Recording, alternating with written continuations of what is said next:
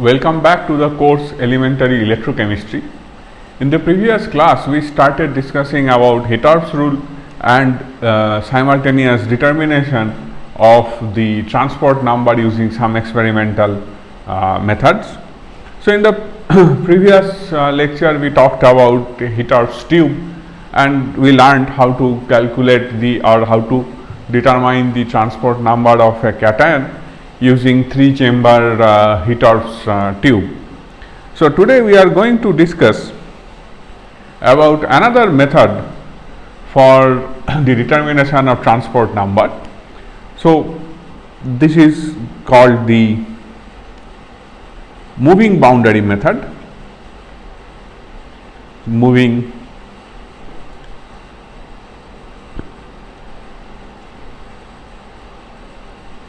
boundary method.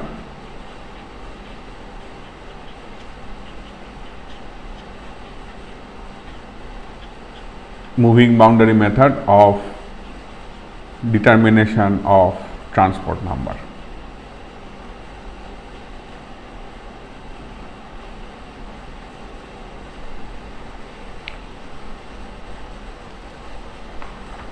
So, in this method, we will be using a different type of electrochemical setup, which I am going to draw here and will continuously explain what I am drawing. I have a glass tube, which is a reasonably long glass tube with two ends fat like this for the introduction of the corresponding electrodes. So, we have a platinum cathode here connected to some set of cells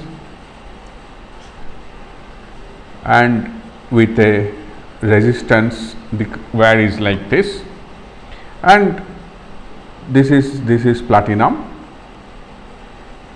and this end you can understand is minus, this end is plus.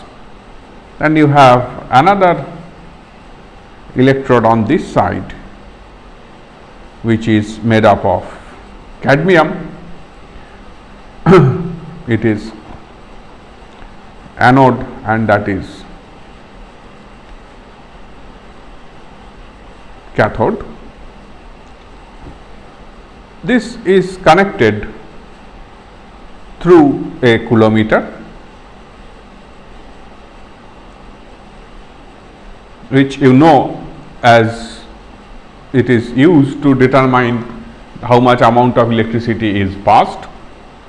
This coulommeter is having another electrode for conduction, and you have silver nitrate solution in this to determine how much silver gets deposited when you pass current, and you have an ammeter here, and this resides on a sliding resistance here. So, the PQ, which is here, is the electrolytic cell,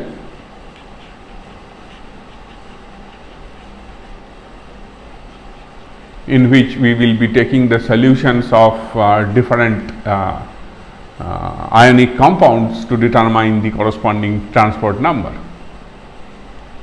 So, in this electrolytic cell, a system is made such that the boundary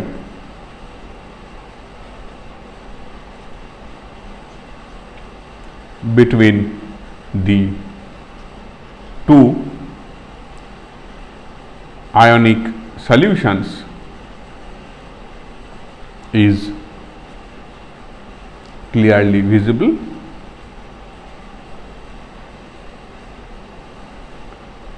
and when some current is passed, the boundary moves. So, in this tube PQ or electrostatic cell PQ, we will take two sets of compounds, M prime A and M A prime. These are two indicator solutions, one having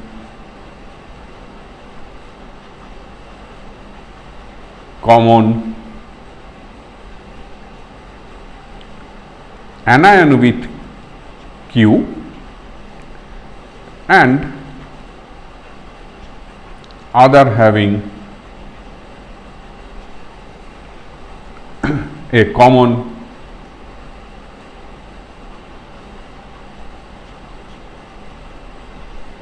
cation with P, right? And M prime A and M A are selected such that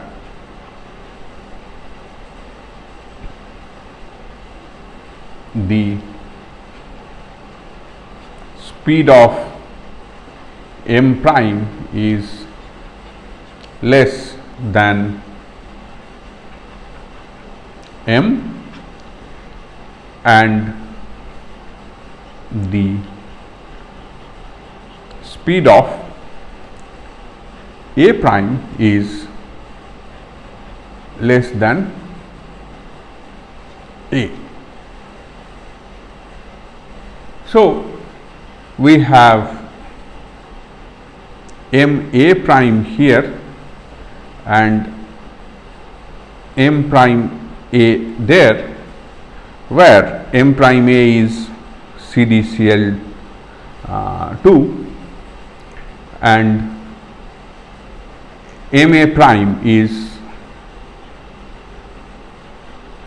acetic acid and the solution M A is HCl. This is M A, this middle solution is HCl.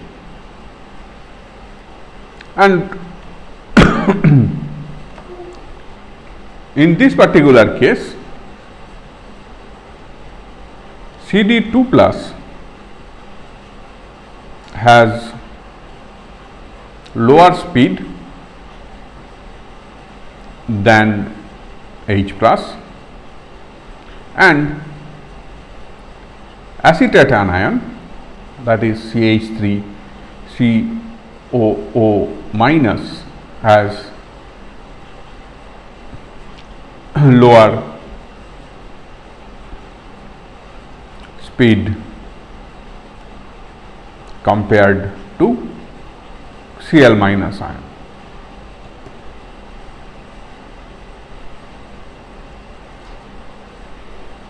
So, when current is passed, suppose this point was x prime and this point was y prime and this portion is your silver acetate, this portion is your acetic acid, this portion is calcium chloride and this portion is HCl. So, when some current is passed,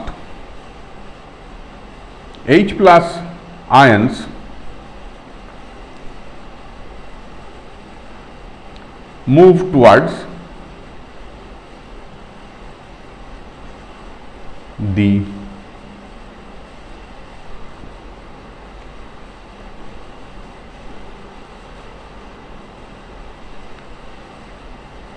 platinum electrode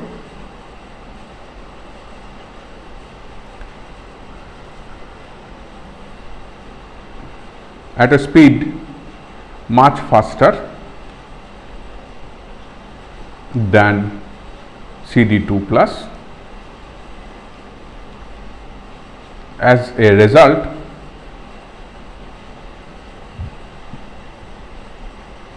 the boundary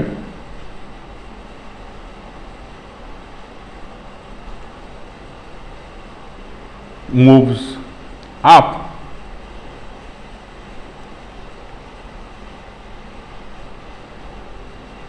from y prime to a new location z prime, suppose somewhere here. Okay. So, this boundary moves up, simultaneously this boundary also moves up. So, if the cross section of the tube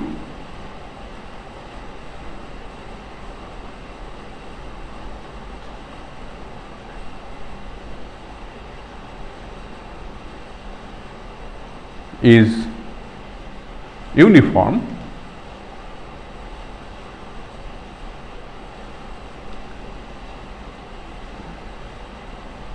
and the distance moved is L, and C be the concentration of HCl, then the amount of HCl moved up is L into A into C by 1000 gram equivalent, where the cross section A is A, right. So, in doing so,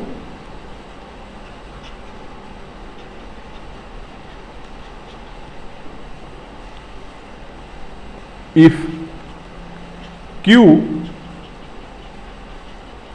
coulomb of electricity is used, this Q can be determined from the silver coloumeter, right? Because you see, when you pass some current through this solution, the silver coloumeter, some silver will get deposited to the coloumeter, and you can weigh the coloumeter and find out how much silver is deposited, and based on that you can calculate the value of Q. Then the fraction of current transported by the H plus ions is nothing but T plus into Q. Therefore, T plus Q gram equivalents of H plus ions must have moved. Ions have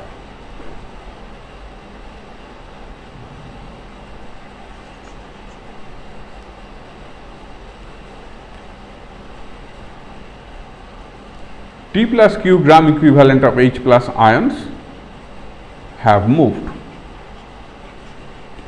That means T plus Q is equal to L into A into C by 1000, which was found in the previous slide.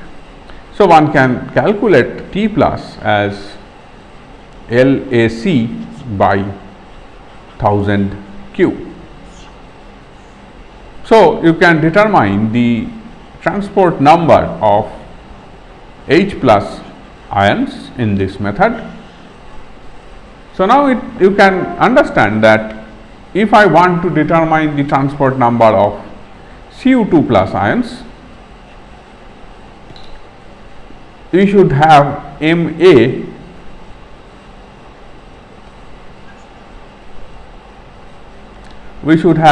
Ma as CuSO4, and accordingly we should choose M prime A and MF prime such that one can determine the transport number of copper sulfate ions. So, if you remember that I gave you one problem in one of the previous classes. So, we will try to work it out now using the method that we have just discussed.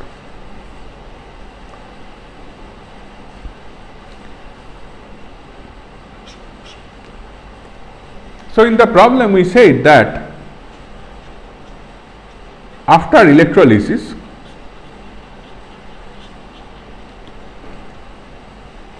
the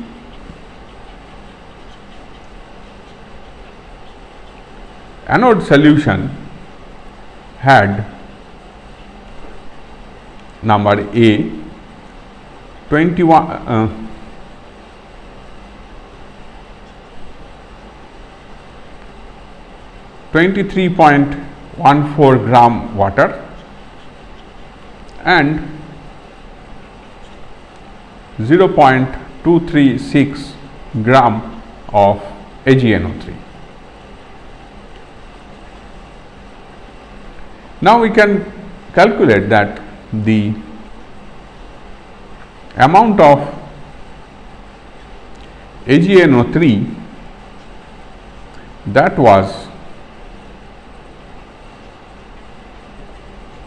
associated with water before electrolysis was 23.14 into 0.00739 gram or equal to 0.171 gram of AgNO3, right. Now, the amount of AgNO3 formed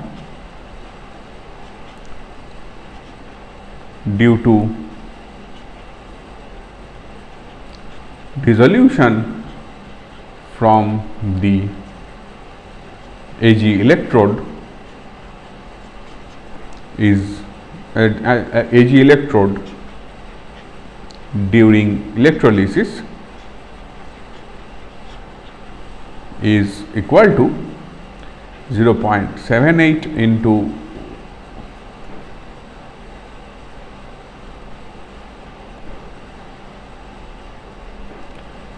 170.88 divided by 107.88 gram or simply equal to 0.122 gram. So, the amount of AgNO3 that has migrated away from the anode chamber is equal to 0.171 plus 0.122, because you see this is the amount that is there, this is the amount that is formed, and the amount that has actually gone out, which is 0.1 236. This was initially there, this was formed, and this is there at the end of the solution. So, this is total equal to 0.057 gram of AgNO3, right. Therefore, transport number of AgNO3 is nothing but 0.057 divided by this 0.122, which is equal to 0.46. So, this is how you can calculate the transport number of silver nitrate using Hittorf's tube method. So, you should try to consult the prescribed textbooks for various problems like this, and you try to solve those problems. And during this course, in the